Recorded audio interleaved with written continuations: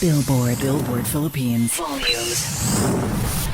On this episode of Billboard Philippines Volumes, we have the P-pop class of 2026. We have Vien of YGIG, Vinci of Horizon, Angelica of Wink, JM of 1621, JC of Aja, Dominique and Eureka of Sonara. Let's turn up the volume on the P-pop class of 2026.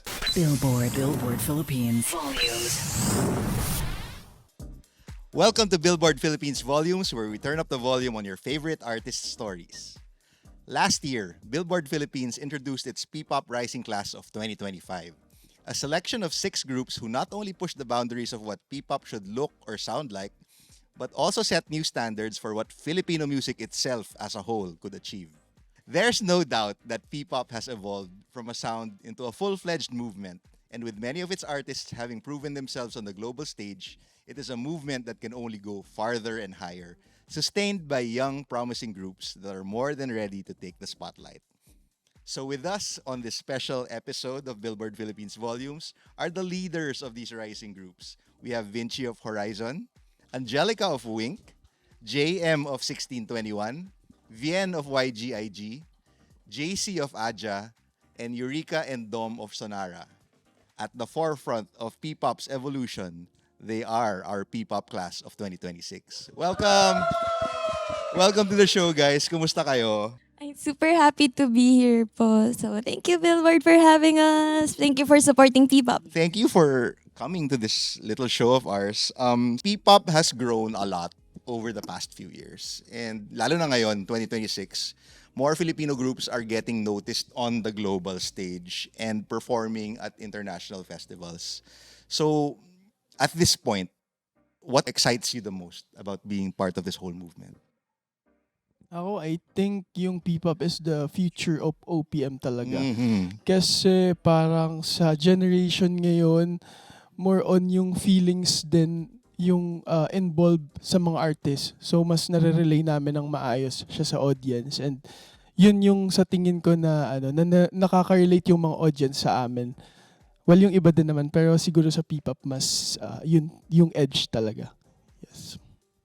I agree. Yes. And gusto ko lang po sabihin na sobrang nakaka-proud and masaya sa puso kasi yung mga seniors namin like SB19 and Bini, they really opened the doors for P-pop para makatungtong sa global stage. And with that, yun talaga yung nagpapatunay na ang mga Filipinos ay very talented, very hardworking, and hindi malabo na mararating din natin yun. And hopefully, sa groups na nandito is maabot din namin yung narating nila na mas, alam mo yun, pwede pa nating higitan ng baka pwede sa mga mas malalaking stages pa, di ba? I agree po kasi P-pop po, hindi lang po siya genre. It's also a representation of Filipino people, lalo na po yung creative crafts ng Filipino. Mas nakikilala na po siya globally. So, super happy for that po. Are you guys like feeling more comfortable now that may mga nauna, like yung binanggit na may mga nauna nga that sort of set the stage for everyone? Parang, do you feel like lucky or fortunate in that regard? Well, when our group was first starting, the genre hasn't expanded this much pa. Pero ngayon, seeing that it has progressed so much and it has been steadily expanding globally din, it's really nice to see what doors na open for us and what doors we can open din for the future P-pop artists pa. Tuloy-tuloy lang, di ba? Now that it is such a big movement, why do you think it's connecting with so many people? I mean, we've seen, like for example, Bini playing on Coachella, and they've even connected to non-Filipinos, a lot of non-Filipinos. So why do you think P-pop is connecting with the whole world, basically? And in connection to that, what do you think your group brings to that whole scene? Feel ko, music is a language na talaga. Yeah. So, kahit sinong maka-feel na parang masaya, malungkot, lahat nakaka-connect. Kasi we are people, meron tayong nararamdaman. So like, based din sa parang artistry, sa creativity na meron kami. So kung ano yung nafe-feel namin at the moment, pwede namin siyang masulat po, ganun po. And then kung ano, may maham lang kami. Yun, since nagpo-produce din po kami ng song, so like...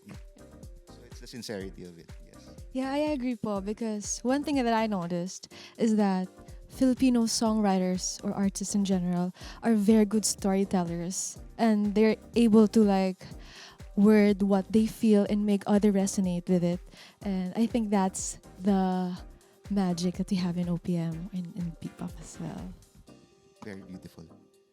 So when you guys started out, were you already like, I want to be in a group, or did you all have like individual goals at first? Po personally, bata pa lang po ako. Gusto ko na po talagang maging idol. Like, makasama po sa isang group. Mhm. And dati, yung pangarap ko pa is maging K-pop idol. But since na-start na nga po yung P-pop, since nung lumabas po yung SB19, parang sinabi ko sa sarili ko na possible pala siya. So, if I want na maging successful, gusto ko po na dito sa Pilipinas. So, yun, So sino yung mga yung mga sources of inspiration nyo? SB19. Actually, Sarah G! I love it. Sarah G also. Glock 9. Glock 9. Glock 9. Beanie and SB19. Yeah. Ako po kaya po.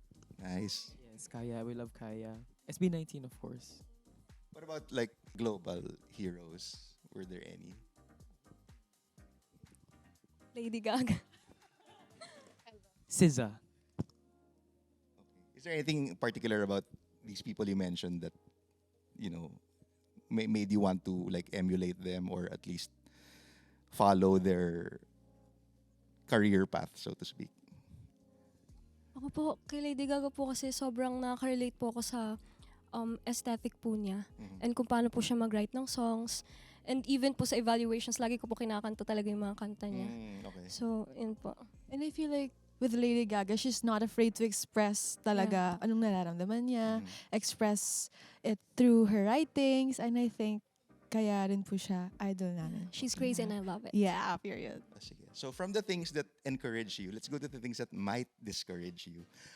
Curious lang kami, for the audience also, what are the typical struggles of a P-pop group that's just starting out? I think it's comparison talaga. Aha. Kasi yung personal experience and before talaga na nagsa-start kami, it's really yung comparison with other groups.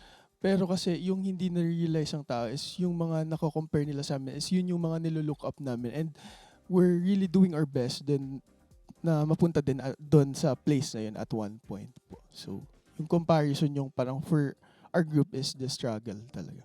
How do you overcome something like that?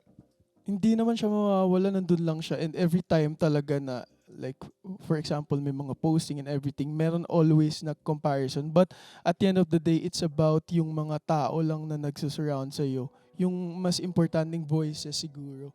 Yun yung papakinggan mo. And yung mga fans kasi, kung may naniniwala naman sa'yo, kahit isa lang yan, malaking bagay na yan for an artist, yes. For me naman po, yung pinaka-mahirap na part po is yung pagsisimula po.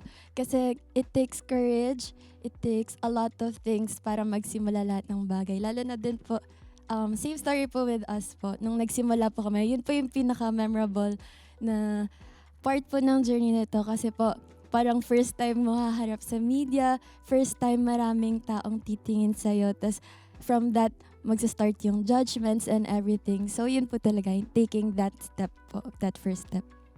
Ako po for me, feeling ko yung pinakamahirap is yung promotion po and budget, lalo na sobrang liit lang ng world ng P-pop. Like for me, parang onti lang yung nakakilala ng P-pop. Pag masasabihin na P-pop, ito lang, ganito, ganyan. Like hindi nakikita yung deep na Yeah.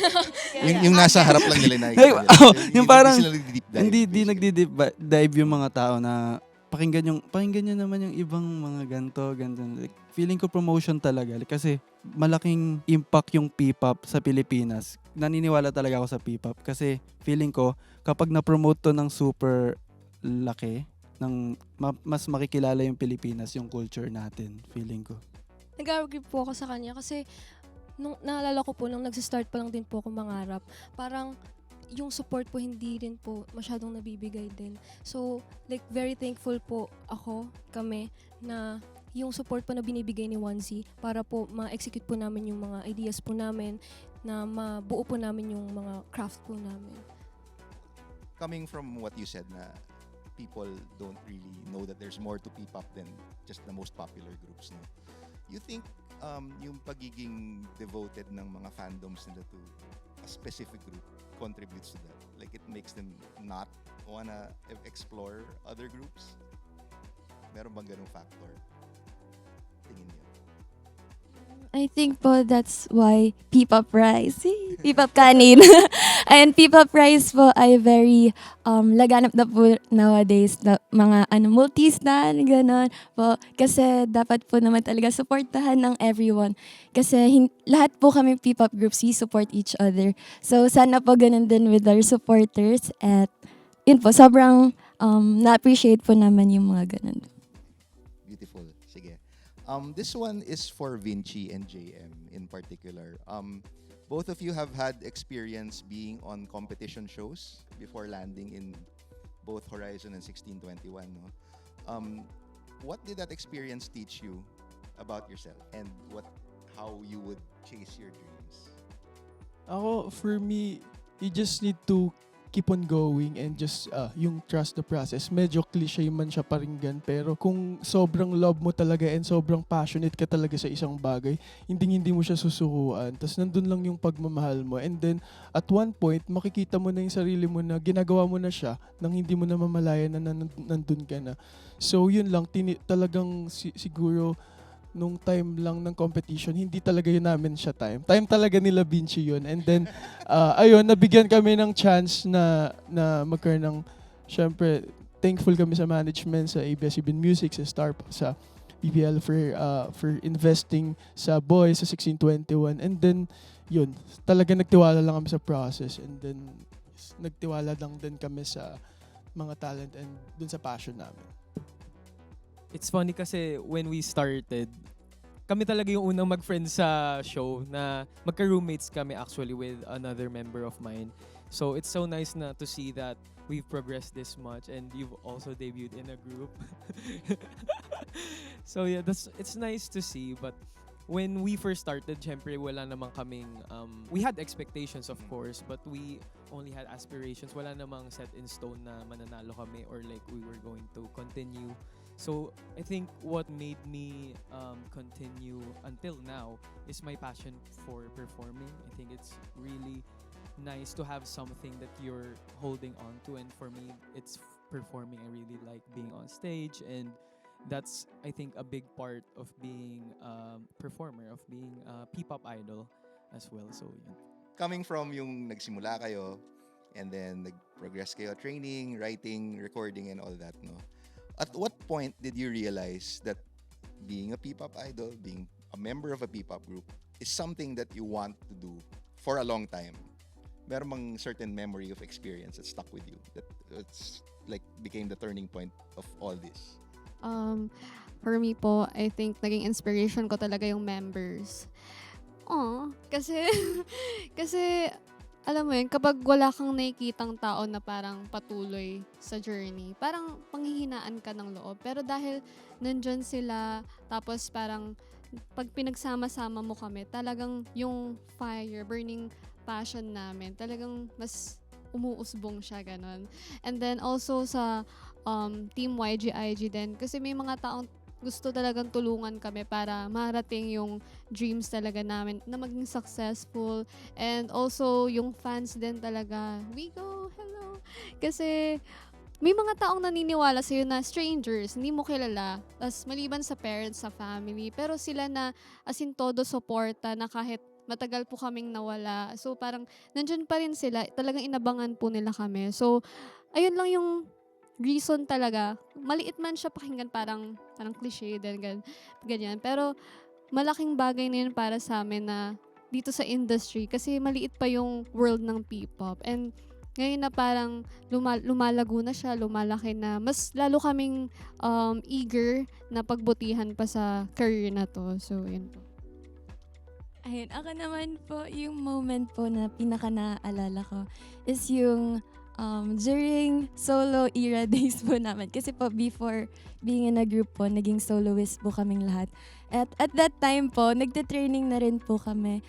At sinasabi po namin, ang hirap mag-solo artist. Parang ikaw lang yung nasa stage tapos wala kang ibang kasama, walang nag-cheer sa'yo. Unlike to now po na lahat po kami magkakasama na on stage. Parang iba talaga yung feeling pag may mga kasama kang sisters na alam mong merong sasalo sa'yo palagi. Ayun. Ako naman po, I feel like for me it started when I was a little kid. I just knew by then that I really wanted to be there. I wanted to be able to inspire people. I wanted to share my God-given talents. And I just wanted to be there. I just wanted to perform. I just want to sing, dance. I just want to perform. And that's just my goal. And now I'm here. Ako rin po, same po kami ni Dominic. Kasi, ito po, very specific. Grade 6 ako. Grade 6 po ako nun. And dun pa lang po, na-feel ko na magiging idol ako. Na wala akong ibang tatahakin kung hindi itong path lang na to. So, wala po akong ginawa. Like, nung elementary po ako, parang tinatrain ko po yung sarili ko. So, nood ako ng nood. Sabi ko, okay, stage presence, ganito dapat, ganyan. Mag-rap ako. Tapos, nung high school po ako, dun ko na sinabi na, okay, kailangan mag-audition na ako. Tapos, by this age, dapat trainee na ako. Tapos, by this age, dapat naka-debut na ako. So, medyo nadidelay lang. Kasi, opo. Pero, yun po parang alam ko po sa sarili ko na dito ako nakatadhana. And si Lord na mismo nagsasabi sa akin yun every night. And dito niya rin ako dinadala po. Ako, siguro yung certain moment sa journey ko as a P-pop artist is yung sa training, yung commitment mo sa training. Sobrang hirap talaga ng training, yung kumbaga same routine every day. Then kapag may mga shows kayo, after shows, kailangan po magpunta ng training. And then grabe kasi yung commitment na yun na feeling ko mga P-pop artist lang din yung nagkakaunawaan. Kung gano'n yung pagmamahal nila doon, and at certain point wala naman din. Parang hindi ka naman din sure if marireach mo ba yung top. Pero dahil nga passionate and grabe yung pagmamahal namin, doon ko siya na-realize na ay gusto ko siya gawin kahit gaano siya kahirap. Parang sobrang fulfilling niya kapag tapos ng performance and then maganda yung naging performance niyo. Sobrang dun, yun yung certain moment talaga na yes, yun. Ako po nung una guys, hindi ko talaga alam na magpipipap ako guys. So like, normal na tao lang ako na sumasayaw sa sala, nagbibideo ng mga, nagko-cover ng K-pop, you know.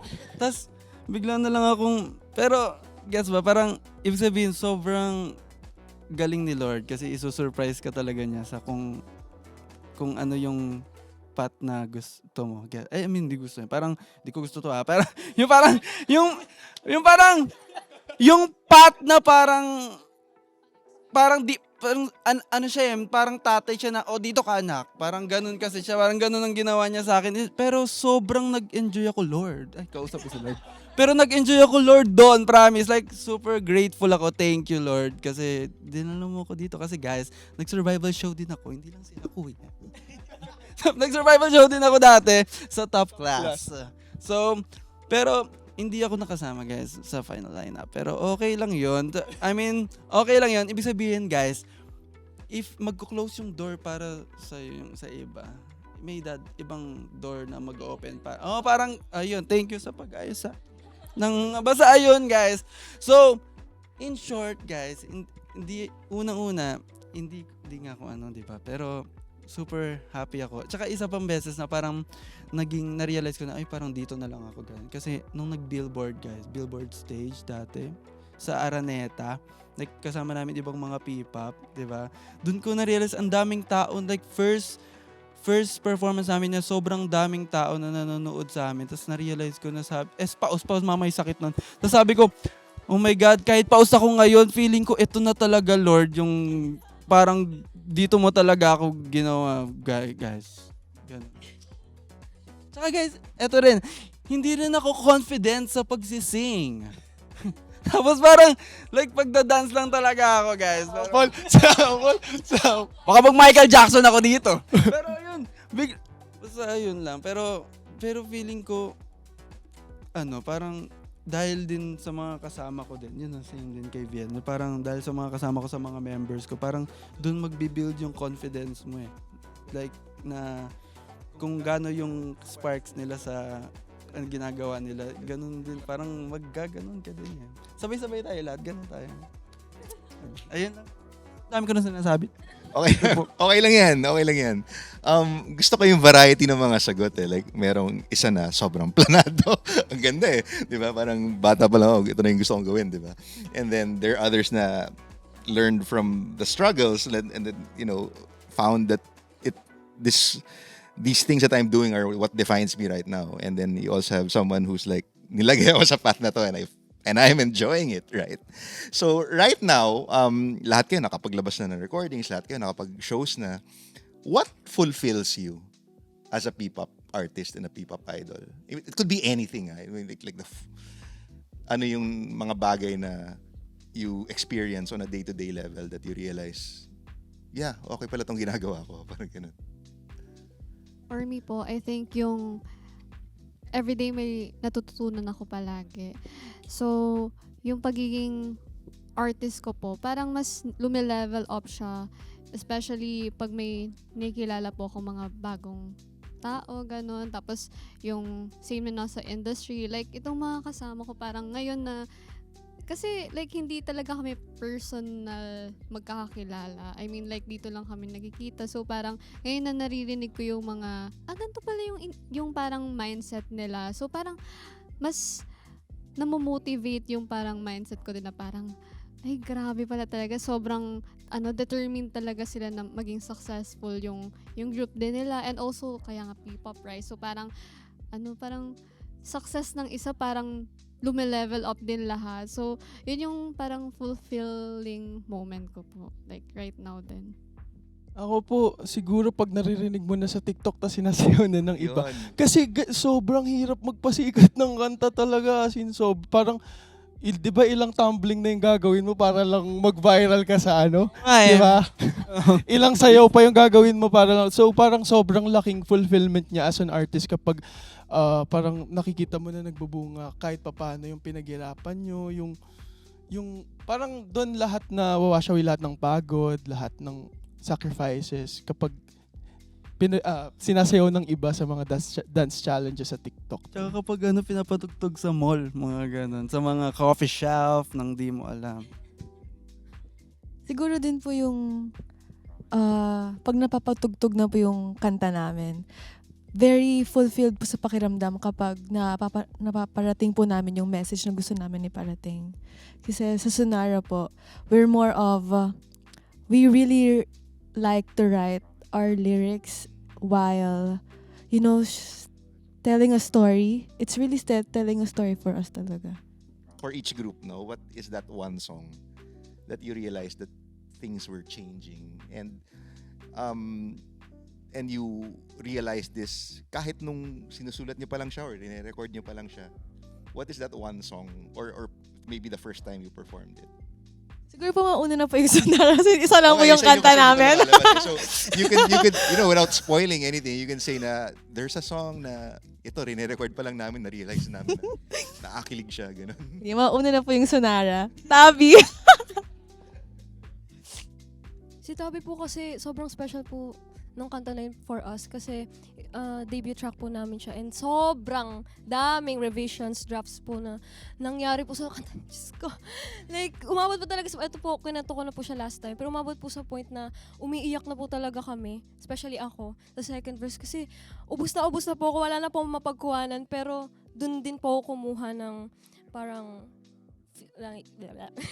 ng parang pagkukuhanan para masulat pa po yung kanta po namin. And yun po, parang yung struggle din po habang sinusulat namin yung Tabi. Kasi syempre po, 7 kami. So, 7 different minds. So, kailangan makonsider lahat. Kailangan lahat may mailalapag. So, I think, normal naman siya. Pero, yun po, sobrang special lang ni Tabi. Kaya, sobrang proud po kami na na-share na po namin siya. Actually po, po siya, assignment po muna siya sa amin. Tapos, hindi po namin alam na yun po pala yung magiging debut track po namin. So, Yun po, parang nag-start po kami sabi ko, guys, what if, tapos sabi na, yan, maganda yan. So, nag-start po kami, boom bap muna guys, boom bap. And then, what if, may gantong element like tan, tan, tan, tan, tan, tan, and then they liked it. And then with the help of our coaches po, we built on that idea and then we birthed Tabby. Actually, pa-joke po lahat eh. Oh, Kahit po see? yung chorus. Ganun-ganun lang po kami. Tapos sinusundan lang po namin, nilalagyan po namin ng lyrics. Yun po. Actually, ang crazy po sa process namin, sinasabi po ni Yuraga na wala na raw siyang may bibigay. Actually, yun po yung maganda eh, na may nahuhugot pa rin siya kahit wala na. So, tapos, yung joke na process natin, actually, yun, ganun po talaga nag-work ang mga artist, right? So, like, these crazy ideas, but what if this crazy idea can be something? So, doon po talaga nangyari si Tabby. Meron pong time siguro na meron po kaming session na pinatugtog lang po yung instrumental tapos lahat po kami diyan. Kung ano lang po sinasabi namin tapos pag may nag-click po sa amin na, uy, ang ganda ng nasabi mong melody. O sige, gamitin natin dito. So parang party arrangement po eh. Parang yung pre-chorus, hindi po talaga yung pre-chorus namin. Parang ito po yung part na to. Yung so, ang dami pre-chorus, talaga. Diyos ko, Ang dami po talagang pinagdaanan ng song namin. And thankfully, parang nag-guide po kami talaga ng mga coaches kasi ang gulo-gulo po talaga. Like, gusto ko sa part na ganito, dapat ganito siya. Eh, yung isa ayaw. Ala na, talaga mangyayari. So, yun po. Siguro, thankful lang din po kami sa mga coaches namin. And SB19 kay Kuya Pablo especially. Kasi isa rin po talaga siya sa nag-guide po sa amin kung paano mas pagandahin pa. And thankful po kami sa lahat ng tumulong sa amin. Hanggang sa ngayon na nag-release po siya. Salamat po kasi napapakinggan na po yung Tabby and nasi-stream po siya. Maraming salamat po. And Thank you po. we never really expected Hindi mo namin to be na-expect like talaga. this. So, like, and honest po talaga. So, we just hope that it will work out and we're happy for being here today. Thank you po. Salamat po. For Wink naman po, that would be Baduy po. Kasi it's a Budots hyperpop song po. So, during recording po, sobrang fun po niyang gawin kasi yung producer po namin, inaas po kami, oh, anong sound mabibigay niya? Then nag-start na si Gina. Ganon. Parang sound po siya ng pandesal. Oo, pandesal or ice cream po na naglalako sa streets ng Pilipinas. So, it just screams very Filipino po. At so, isa po siya sa pinaka-light na song na nagawa po namin kasi we were just having fun po. Siguro po yun po yung fulfillment po as a P-pop artist to be able to have fun, to be yourself, creating music po at tinatangkilik po ng mga Pilipino. Na-meet niyo ba si DJ Love while you were making? Yes po, DJ Love. Super fun po. Pati po sa music video, nandun din po siya sumasiyag. Ayun po, super happy rin po to be, to have a collaboration with DJ Love, the OG Budots King po. So, super blessed po and happy for that song. Sample. Budots. Actually po yung idea po ng Budots, doon po talaga siya nag-start sa idea ng Budots. Then si Sir Jumbo De Belen, yung producer po namin yung nakaisip nun. At alam po niya na si DJ Love po yung pinagmulan ng Budots, which is from Davao po, originated from Davao. At ayun lang po, at first po parang akala namin nagjo-joke lang kami. Saga, hala, totoo ba? Budots, i-release natin next after the Tatlong Hiling po. Kasi yung before po, parang very P-pop po, very pop song. Then to Budots, sabi po namin, hindi pala posible. Posible palang kahit na ito'y sariling atin. Hindi siya baduy kasi galing to sa puso natin. For Horizon, I think it's lucky. Yung song namin that we released back in 2024, I think. Kasi we toured it around several malls, so a lot of fans loved it and they liked it really well. Although when we were given the song, we really didn't like it. We didn't like the song kasi we were practicing a different track to release and promote for like a month or 2 months or maybe 3. Tapos itong Lucky, binigay lang sa amin a week before namin siya i-release and i-perform for music shows and stuff. So, wala talaga yung puso namin sa Lucky, sa song na yon, but our fans loved it so much and they really resonated with it even though we didn't at first. So, I think it's really nice na kasi nga with music, I think it evolves in how you accept music and how you listen to music. So, ayun, ngayon na-appreciate na namin yung Lucky and we love it very much. But yeah, that was the story of Lucky. Ako po ano po sa akin. Kasi meron po kaming namin like very close to heart composer po si Kuya Franz po ng Vision. Thank you. Hello po Kuya Franz. Siya po gumagawa ng song na like debut songs po namin. Like siya po yung gumawa ganun. And kasi parang meron po siyang mga parang nakabangko po na cute songs and nung nilabas po kami parang ay yun pala yung concept namin. Ganun. So yun binigay sa amin yung mga songs niya and feeling ko pinaka close sa akin is ngayon yung latest single namin na Ako Na kasi kasama ko sa nagsulat doon. Tapos parang yeah bro. Tapos parang sobrang unexpected niya kasi ayaw ni Kuya Franz yun sa unang ilabas kasi parang nakabangko lang siya sabi parang ang weird niyan like di bagay sa amin, di namin sound gans ba. Tapos parang sabi ko habang nandun kami lahat with Ash and Kuya Franz, kwento lang to like with nasa place ko ba sila ganun. Tapos nandun kami lahat with Kuya Franz and Ash ganun. Tapos nag-play lang siya. Pinlay niya yung Ako Na instrumental pero meron na siyang chorus pa. Tapos like kinanta niya na ganun. Tapos sabi ko, maganda to, gusto ko to, ganito ganyan. Tapos nung gabi lang din na yon nung mga umaga, guys, natapos ko yung rap. I'm proud of it, guys. Ako yung nagano ng rap. Tapos yung mga members ko, guys, tinawanan yung rap ko. Like, tinawanan kasi ang unusual daw kasi may line kasi ko na sabi ko, kung ako na lang sana ang pipiliin, papakita ko sa iyo kung paano ka ibigin. Iba rin talaga kapag sa akin ka, mabait na at syempre gwapo pa. Like parang, Wow! Masample na! Like naman, wala lang, ngayon lang, ang masaya ko, like feeling ko proud. Yun yung pinaka parang proudest song ako, gano'n. Ang ganda. Okay, so let's talk more about your present processes, your methods, no? How you work.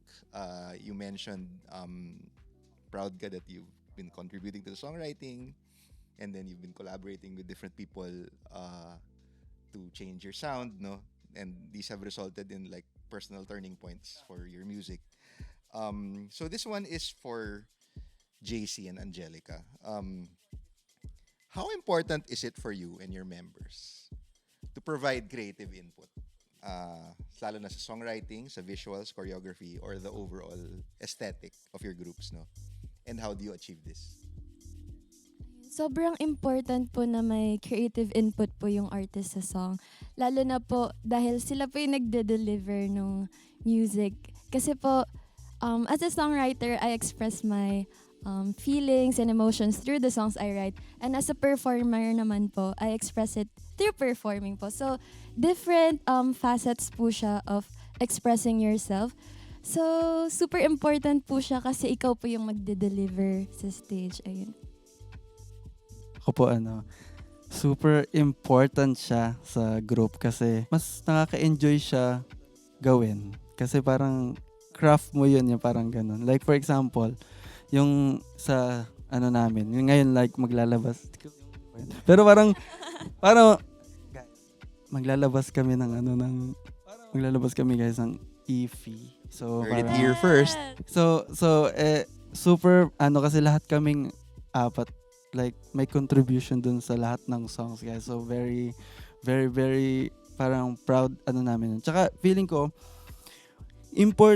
kasi kaming AJAP, very kami, hands-on kami lahat sa kung anong materials na gagawin namin. Like halos lahat kami like dati si for example sa mga editing ng PubMats, like guys, nagagawa namin yun. Guys, kami yung nag-edit ng mga PubMats namin and everything. Like, meron naman kaming digital, pero super grateful ako sa Cornerstone kasi hinahayaan kami na i-express yung kung ano yung art na gusto namin i-express, ganun. Like, for example, sa mga content sa mga TikToks, ganun. Like, even sa mga MV, guys. Like, kami ni Ash yung nag-edit ng Ako Na performance video namin. Like, yun lang. So very... Kahit din sa mga MV, yung mga storyboard and mga kwento namin dun sa MV namin, kami yung idea namin. Like, lagi kaming may input lahat.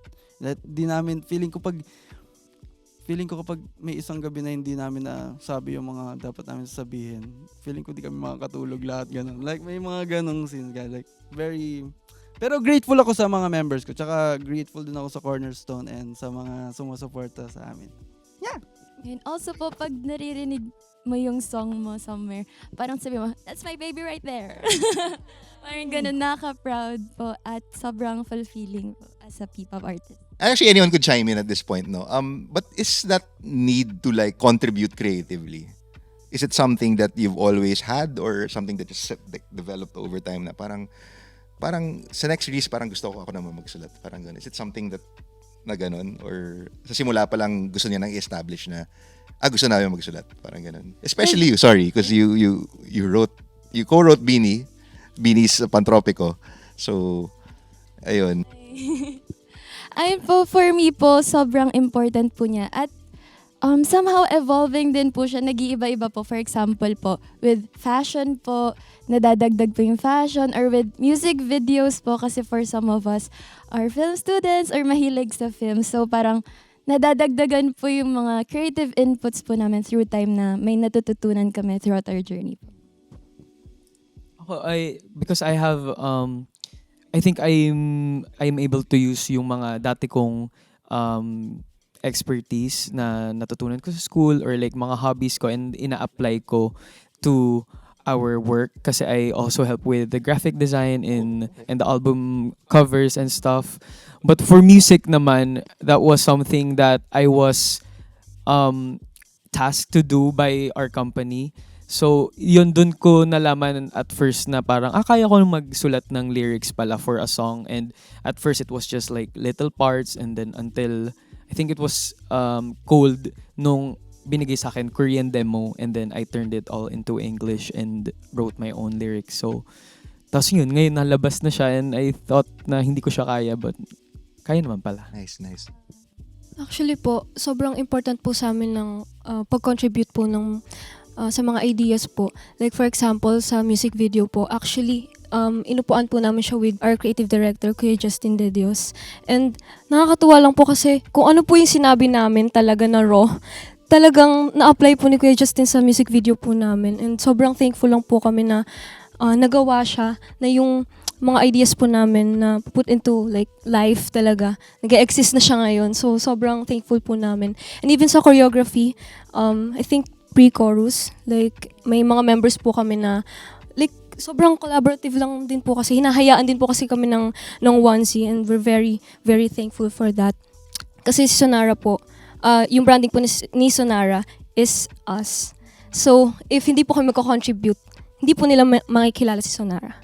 Okay, so anyone can chime in at this point, no? But this question is specifically addressed for Eureka and Dom and for Vien. How has seeing groups like SB19 and Beanie succeed internationally changed the way you think about your own career and goals? Has their success influenced your goals, mindset, or how you see yourselves in the industry? Kasi like now, parang tumaas yung limit of what you can do and where you guys can perform and how many millions of people, hindi lang Pilipino, yung makakita at makakarinig sa inyo. So, how has that like refocused or re-angled everything for you? So yun nga po, nung na-release namin yung first single namin na Laruan, and then yung Beanie naman, nung una nilang pinerform yung Pantropico sa Asap, magkasabayan kami. Tapos, yun na yung time na parang unti-unti nang nag-blow up yung Pantropico sa social media. Tapos, grabe iba yung hunger na nabigay niya. Feeling ko hindi lang to sa amin na sa lahat ng P-pop artists kasi parang ang tagal din nung inintay nung Beanie before nila nakuha yung time nila. And parang kaya naman pala, after na SB19, kaya naman pala na merong susunod doon sa yapak nila din. Basta ano lang, yung dedication mo lang and kung gaano ka lang ka-passionate doon sa ginagawa mo. Kasi gaano sila kasipag sa mga contents, tinatrabaho talaga nila. And then feeling ko yun talaga yung turning point din namin na sobrang gutom kami that time, as in gutom in a way na yung hunger namin as a group, talagang kapag may training, jogging dito, workout dito sa ganyan para lumakas yung core. And then siguro yung as an artist din siguro, tumaas yung standards ng mga P-pop artist ngayon. Talagang, alam mo yun, minsan nga kasi syempre 'di ba sa mga P-pop groups may mga backtrack yan minsan. So, papakinggan mo muna, ganyan. Papakinggan mo muna kung ilang percentage ba. Pag masyadong mataas, pwede po ba pababaan muna? Kasi wala na, hindi na naririnig yung boses namin, mababash kami niyan na hindi kami kumakanta ng live. So, ganun na po yung nabigay na standards ng Kings and Queens of P-pop, yes. Kings and Nations Girl Group po, yes. Feel ko nasabi rin naman na yung may hunger nga sa nung lumabas yung sa international states yung SB19 and BINI. Pero I think for me specifically sa SB19, ever since trainees pa lang po kami, sila po talaga yung nilolook up namin. Kasi alam mo yun, nag-viral sila ng unexpectedly. Pero hindi siya yung parang unexpected na parang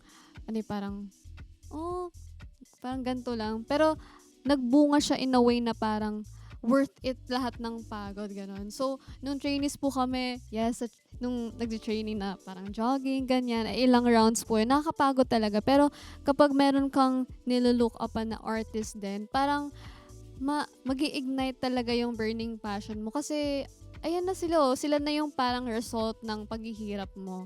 So, ayun po, sobrang nakaka-proud din po. And, yun, uulitin ko ulit na parang may hope talaga sa P-pop. Ako po, sobrang nilook up ko rin po talaga yung SB19 and BINI. Since parang, syempre nag-share din po kami ng same goals for P-pop. And ako po siguro kung may isa akong share na naging mindset ko, na natutunan ko po from them, is that parang allow yourself na magsimula talaga sa ilalim. Na kaya nga po sobrang thankful po kami na makapag-perform po sa Wakas at Simula, sa Aurora Music Festival. Kasi malaki po siyang privilege po talaga.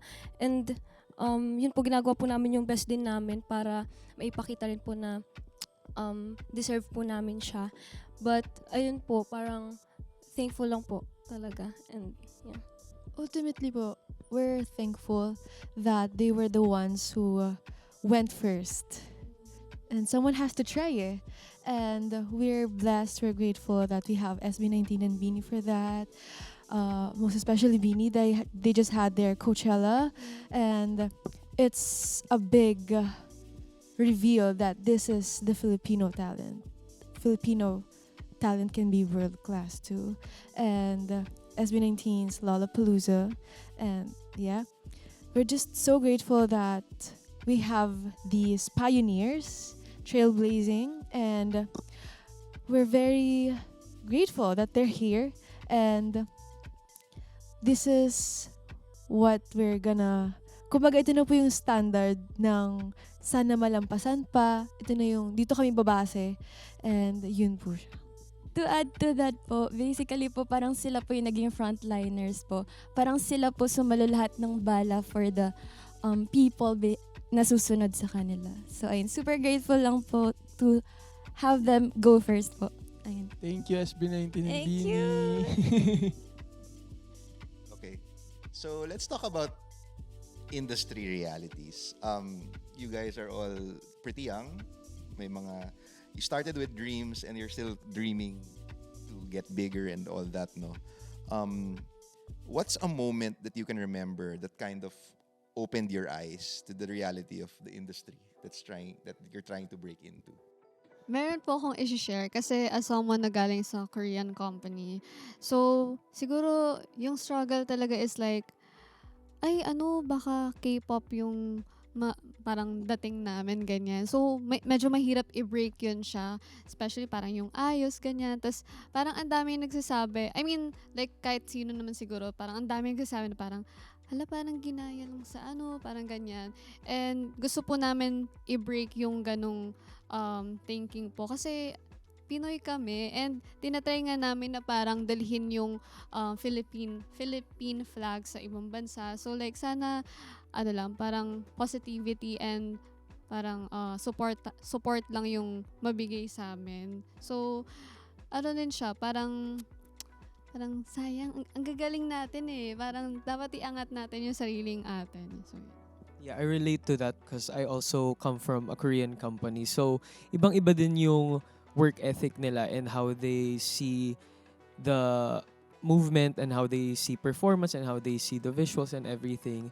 So, it's really hard na na yung vision namin is pointed towards kunyar K-pop nga, pero our market is in P-pop. So it was really hard for our group as well to redirect that, especially now that we're here in the Philippines. We're trying to really strongly base here in the Philippines kasi when we were first starting, we were mostly in Korea and we were promoting there. So ngayon nahirapan kami sa transition from that, and I think that's one hard part about the industry is the industry is really cruel at times. It really is, and that's the sad part about music nowadays, that it's really maraming artists going through a lot of industry struggle, and kasi it's because of all the big companies and the big corporations na minamanipulate yung mga artists or like controlling the artist. So it's really hard to navigate, especially ngayon wala na, mahirap mag-rise independently naman talaga kasi it's hard to, navigate through all of that. So big thanks to the companies who are supporting artists, young artists. But still, sana it can be a fair. Yes. And I just Game. want to say po, sana ma-recognize lang naman yung talents namin. Kasi pinaghirapan din po namin to. And from the very start, dreams lang yung meron kami. Hindi namin alam yung patutunguhan ng dreams na to. So parang kumbaga, sumugal kami sa path na meron kami ngayon. I think walang specific timeline for the redirection. I think it's something that we felt na we needed to do to enable to survive as a group. Kasi when we were trying to pierce through the Korean market, it was really hard for us, it was very weird for us to be singing Korean lyrics, even though we didn't fully understand the song. So for us, we really said that part to our company, and na parang, can't we release English songs at least, or like maybe put a little bit of Filipino into it so that it can also be something na marketable in the Philippines. So ayun, mahirap siyang gawin na transition, but I think now because of the help of our fans and because of the rising P-pop movement, I think it's more clear na there's something really na everyone can pitch into sa P-pop. You guys are doing a great job. Thank you. Ako sa Philippine showbiz industry naman, feeling ko naman on our end, siguro yung kailangan mo munang may mapatunayan bago ka makapag-ambag ng ideas and everything. Siguro yun lang, dun lang ako nahirapan sa part na yun before kasi sobrang vocal ko kasi when it comes to my concept, kung ano yung gusto kong i-share, kung ano yung ideas ko. Pero kasi minsan may mga times lang na kailangan lahat mag-a-agree, parang mga bosses and everything, kailangan nyo i-settle yan, kailangan nyo mag-compromise. So, siguro nung nagsisimula kami, pag nagsisimula ka talaga sa showbiz, lalo na dito sa Pilipinas, wala ka pa masyadong bosses. So, the moment na kailangan may mapatunayan ka, doon ka lang nagkakaroon unti-unti hanggang sa ikaw na yung magka-control. Siguro yun lang, doon lang din siguro yung nagulat lang ako. Yun. Pero normal naman siya sa Pilipinas. So.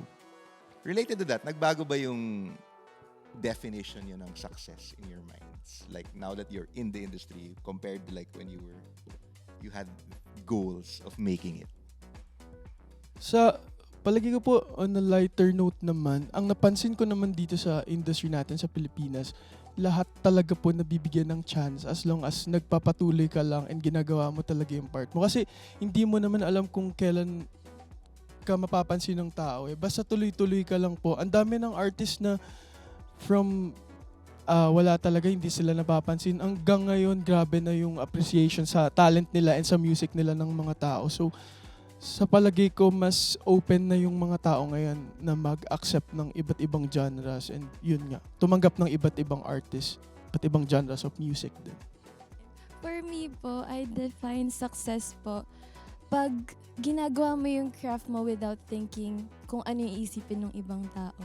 By just being yourself, being authentic with your craft, at dun mo nilalabas yung emotions mo, expression mo, expression. Ina-express mo yung emotions mo and feelings mo and everything. And at the same time, may natatouch kang heart. So for me, yun po yung success. Ako po, for me, I define success kapag may lumapit na sa'yo nang hindi mo, like, out of nowhere, like, biglang kilala ka pala niya, yung ganito, ganyan. Feeling ko, success na yun sa akin. Like, parang, ay, kilala ko neto, gano'n. Guess ba? Feeling ko yun. Tapos feeling ko din, every performance na ginagawa mo, like, kuwari, maglabas ka ng kanta, ganito, ganyan.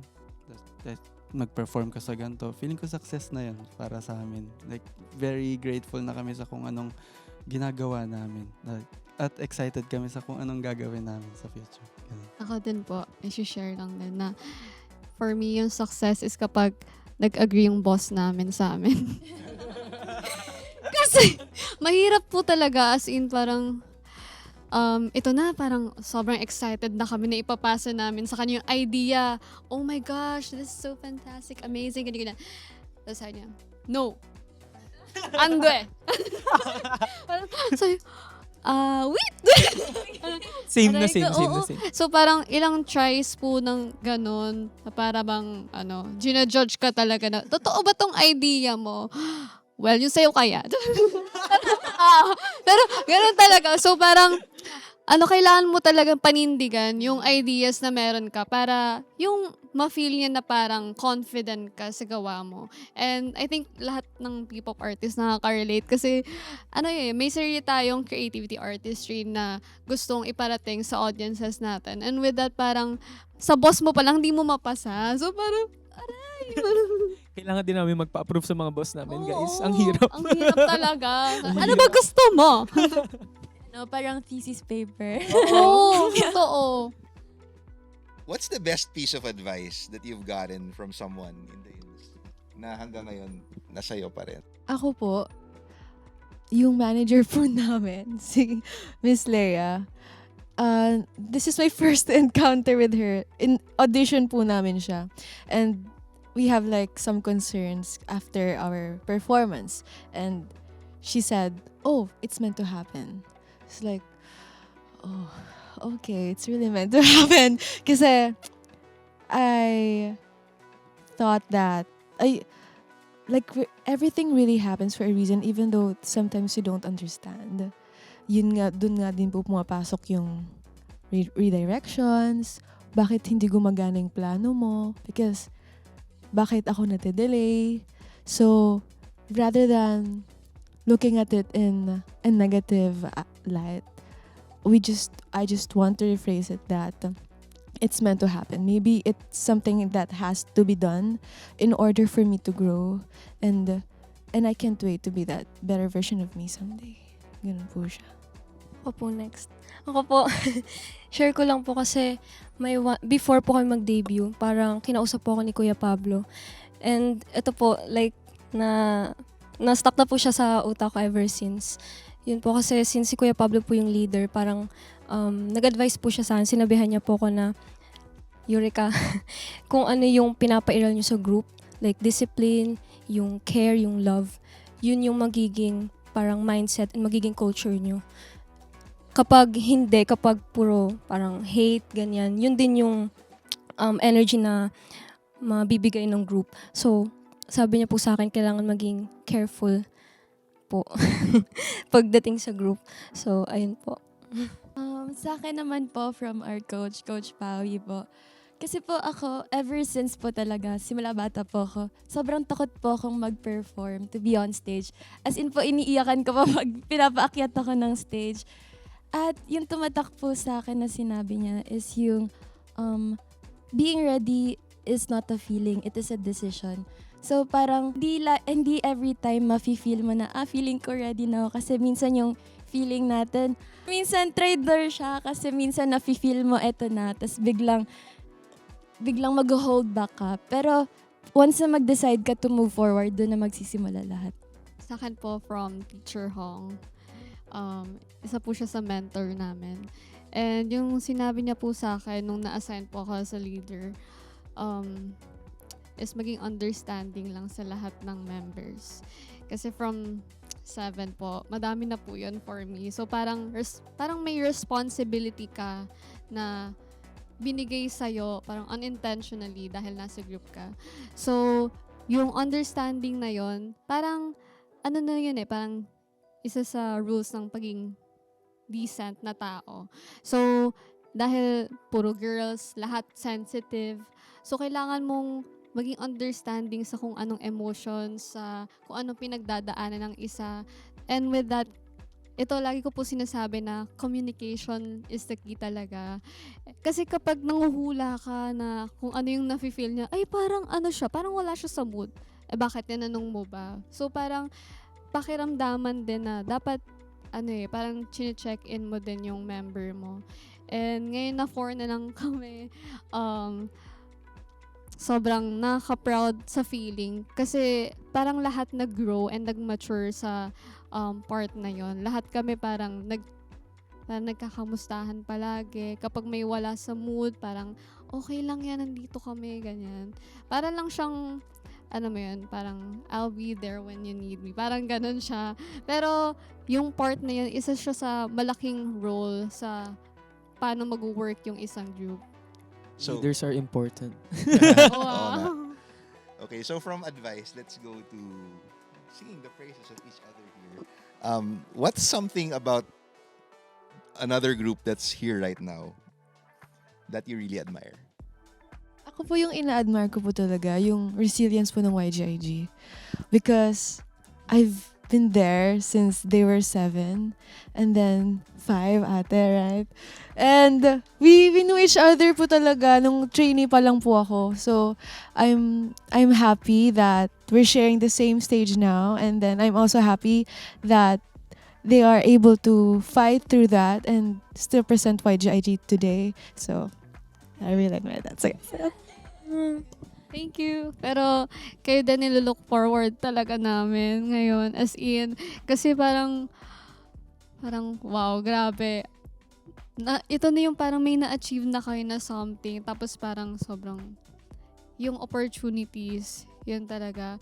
Nakakaingit talaga siya sa part namin. Kasi parang parang ang ganda ng stages nila, ganun. Yun talaga yung like realities na naiisip namin. Pero nakaka-proud siya isipin kasi alam mo yun, parang merong mga groups na parang may na-achieve na ganito, ganyan, na parang sana kami din, ganun.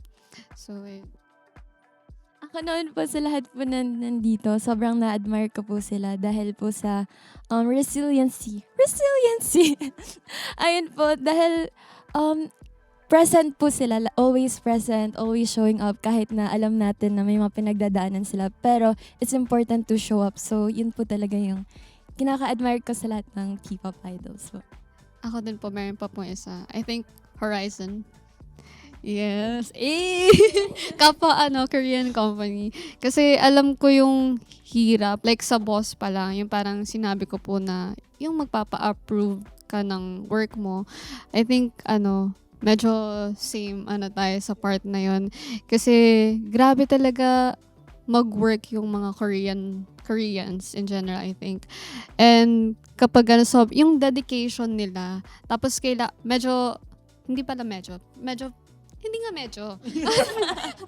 yung pagka-perfectionist. Yeah. Diba? So, kailangan pulido lahat. And kapag hindi mo na-achieve yung standard na gusto nila, parang ulit ka, wala akong pake. Scrap. Yes, oo. So, ayun, I love the dedication. Thank you. Yes. Yung sa mga narinig ko ngayon, I admire both of them. Kasi as a leader, grabe yung pressure, grabe yung hirap. Ang hirap kaya mag-handle ng mga members, 'di ba? So, yun yung Mga bata. yun yung respeto na mabibigay ko sa kanila kasi sobrang talaga. Yun, based on experience and ang hirap talaga mag-handle ng group, iba kasing culture na kinalakihan. So, ngayon naririnig ko yung story nila, grabe yung respeto and grabe yung pagka-admire ko sa inyong dalawa. So silang dalawa yun. Ako, I admire 1621, especially JM. Kasi nag-practice kami together talaga and he has been really consistent. Like, when we were first starting, oh my gosh, he couldn't dance Wala a talaga. beat to the Sa beat. kanya lang talaga ako na, He couldn't dance to the grabe, beat. sa kanya lang talaga ako nakadependent. Bench, pwede bang parang through ako nito, ganto. Kasi hindi, wala talaga akong idea sa pagsasayaw. Kasi nung Dreammaker, ang nakalagay doon, can sing / dance. So hindi ko naman nakalain na sing and dance pala. So kanta lang yung pinunta ko doon. Tapos nung nag-audition ako, sige nga mag-freestyle ka. Pero what's nice about JM kasi din from 1621 is super eager niya to learn that time. And now it's seen sa mga performances nila. It's really nice to see. So yeah, I'm really hoping to see more of 1621 pa in the future. Thanks, Beach. Grabe yung appreciation ko kasi leader ko siya before eh. So, ayan. Ako po, for me, ngayon na narinig ko yung mga story nila, like, na-inspire ako. Na-inspire ako, like, na-touch ako and everything.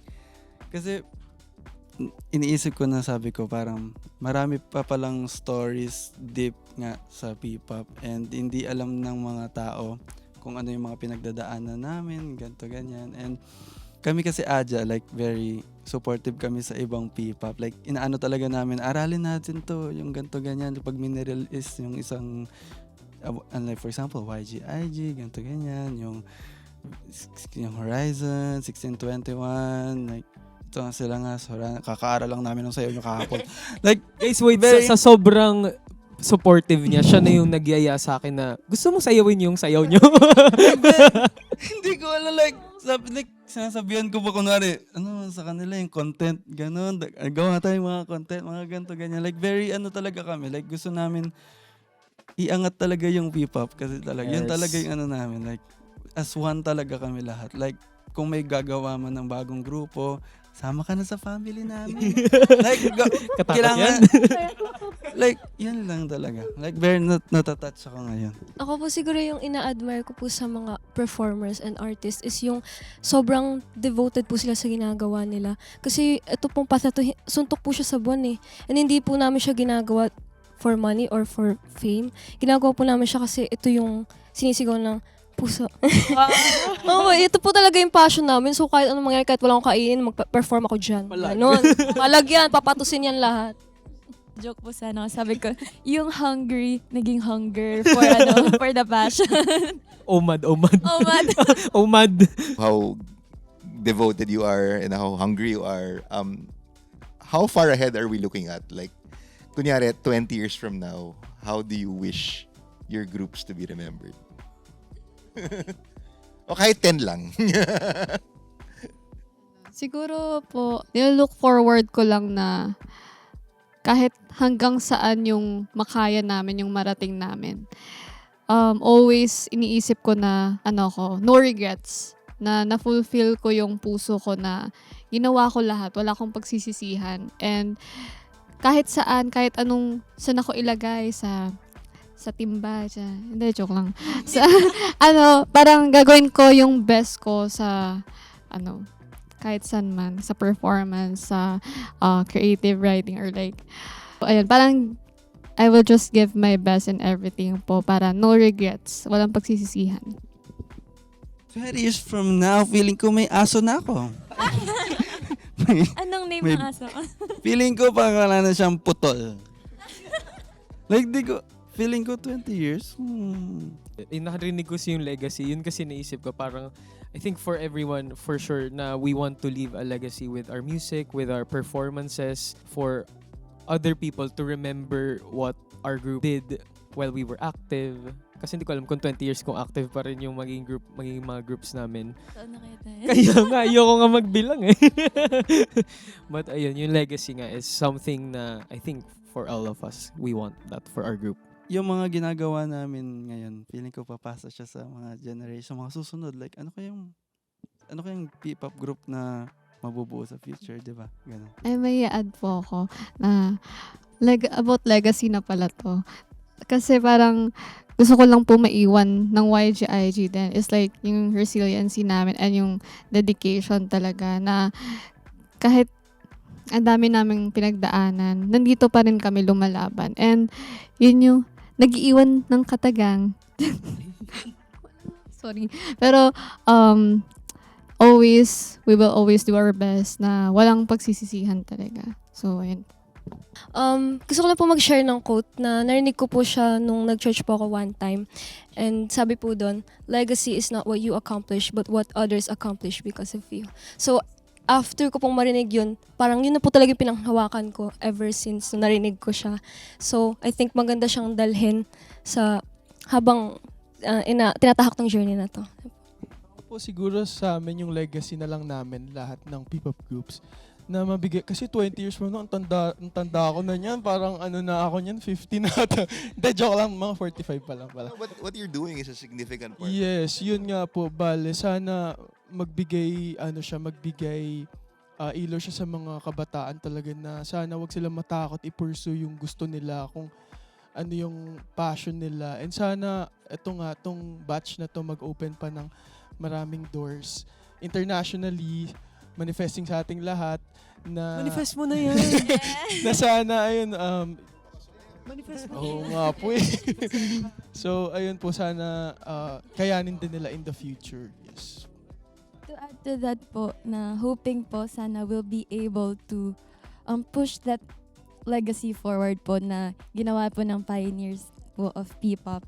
So sana po nagbubudots pa rin sila in 20 years or nagmamanifest pa rin sila in 20 years. Ayun po, sana piniplay pa rin po nila yung songs namin in 20 years.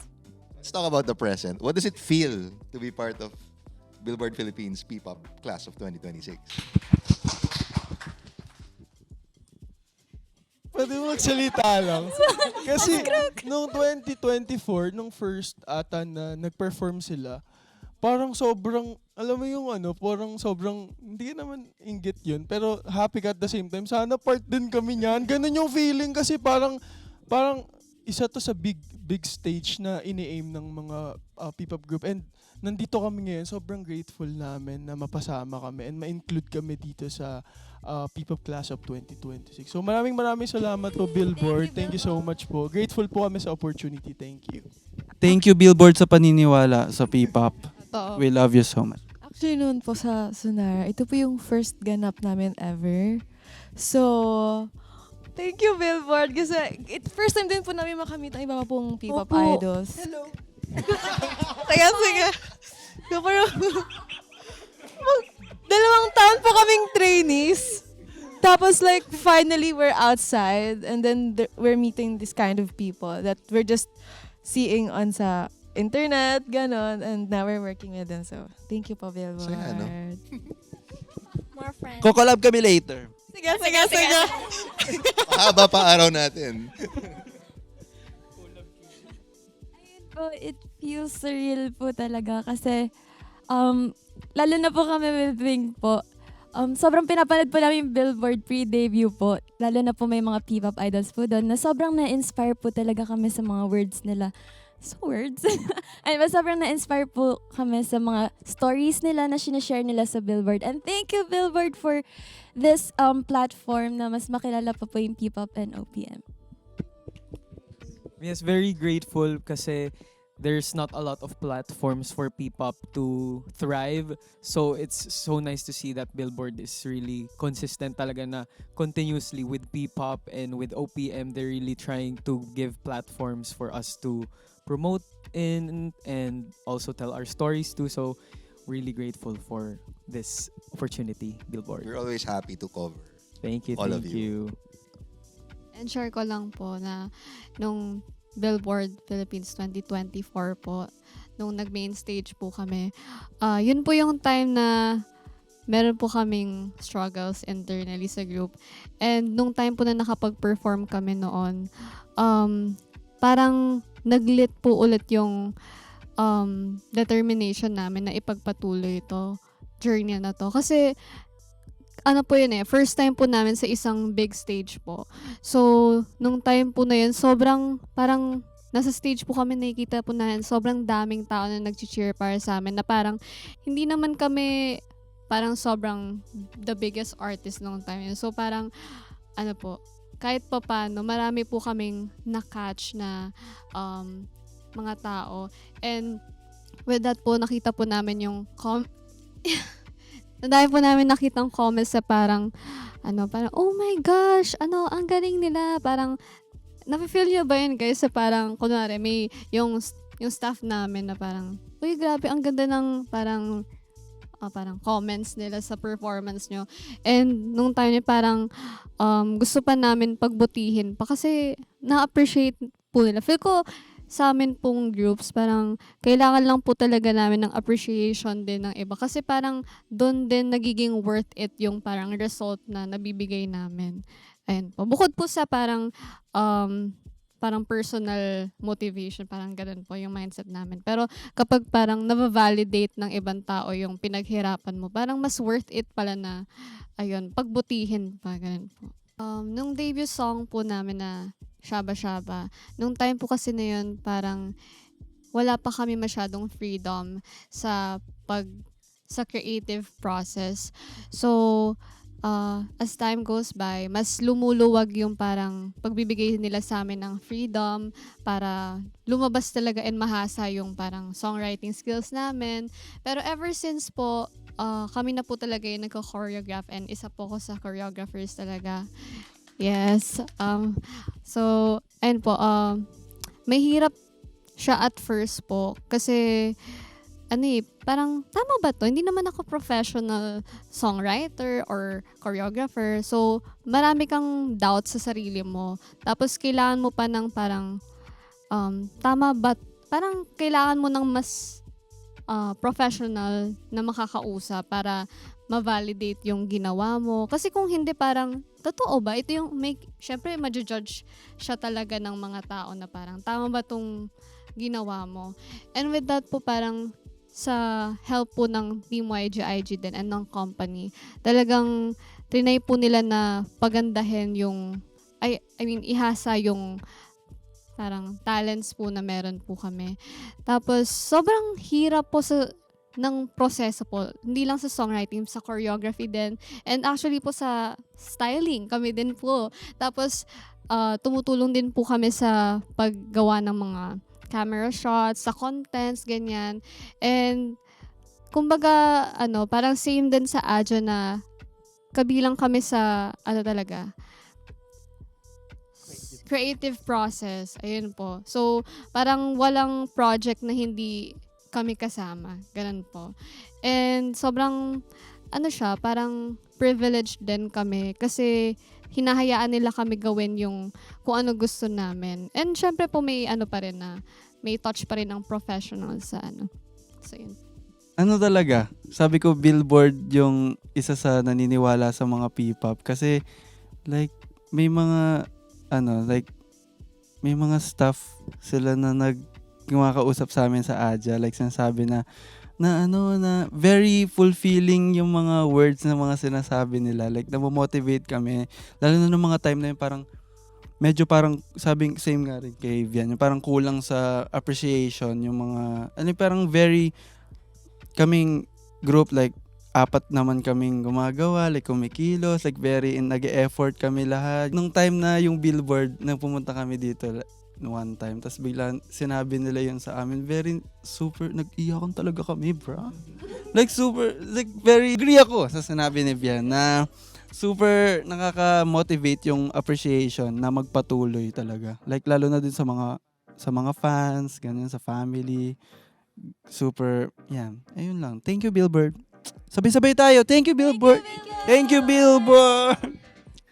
Again, thanks for being on the show. Kami talaga dapat yung magpasalamat sa inyo kasi you do things that are worth featuring and showcasing talaga to the world, whether it's your music, your performances, everything. We are happy to have you as part of our P-pop class of 2026, and we will keep, featuring all of you. That's it for this episode of Billboard Philippines Volumes. Thank you to everyone for joining us. Don't forget to like and subscribe to Billboard Philippines for more content like this.